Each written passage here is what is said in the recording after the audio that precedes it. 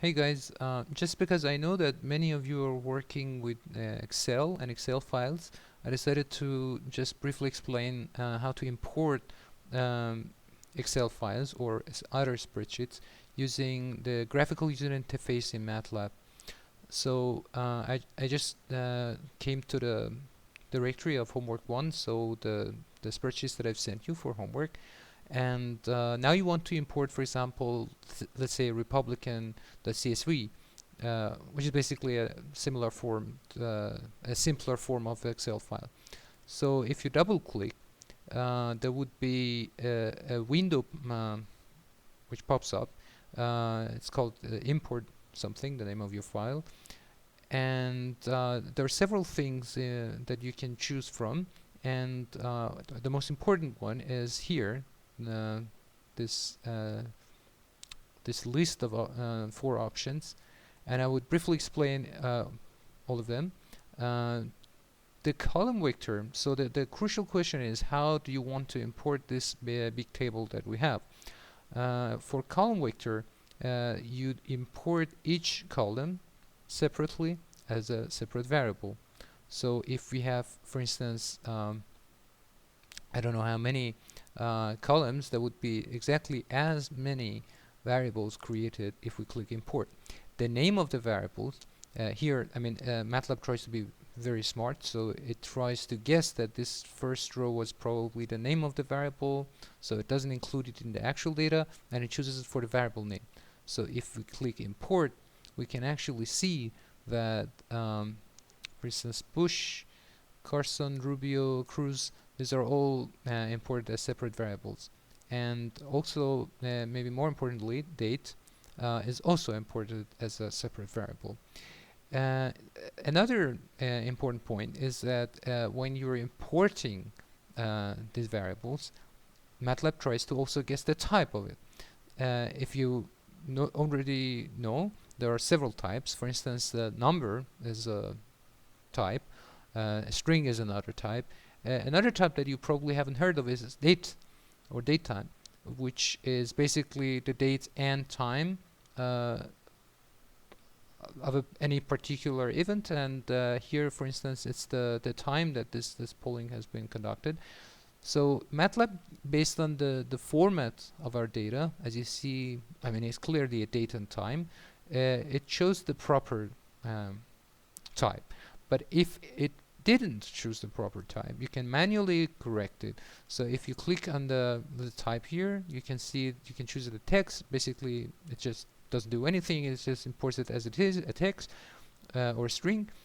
And you can choose number, and you can choose date time. So there are right now there are 3 types that you can choose from, and you can check all of these things that we see here, and you can see that nearly all of them are detected correctly, apart from this variable, which probably not very surprisingly is chosen as is recognized as text, because most of the cells are empty. So if you want to correct, you can choose it to number. Another another type that you can import it from. So now let's clear what we imported and go back to the import window. Let's now click the. Oh, by the way, just the last thing is that you can change the name of the variable that you're importing. For instance, here, if we want to import this one as Trump2, or let's even call it Amir. If I click import, I see that there's this variable Amir and there is no Trump. So you can change the name of the variables up here, as you can change the type. So let's clear what we did and try the second one. And so the second one is useful when you want to import all the data in a big 2-dimensional matrix. So instead of having separate variables for separate columns, you have just one big matrix, which is called Republican. So you can also change this one. Let's call it polling data, for instance. And as you just noticed, I moved the boundaries, and this is a very useful feature, because you can say, for example, I don't want the first row because it's the name of the candidates. I don't want the first column because it's the date, it's not the polling data.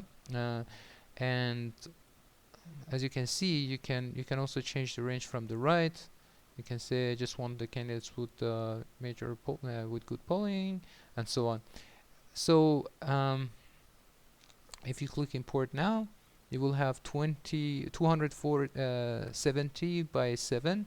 270 is the number of rows, 7 is the number of columns, and it's a big matrix.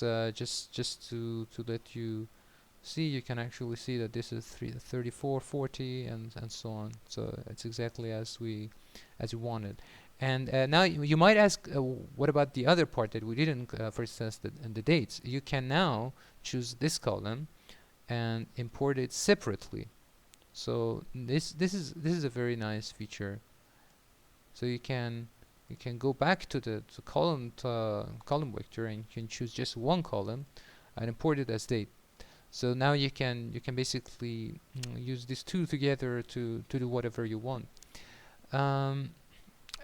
Another thing that I just thought that might be useful is that, as you noticed, in your Excel files, also here, we have some cells which are empty.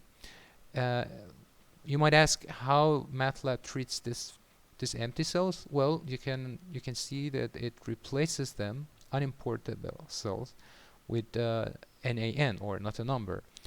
This is the default behavior of MATLAB, but you can change the default behavior if you basically choose any other thing here, and then MATLAB would replace the empty cells with zeros if I leave it like this, just to let you know.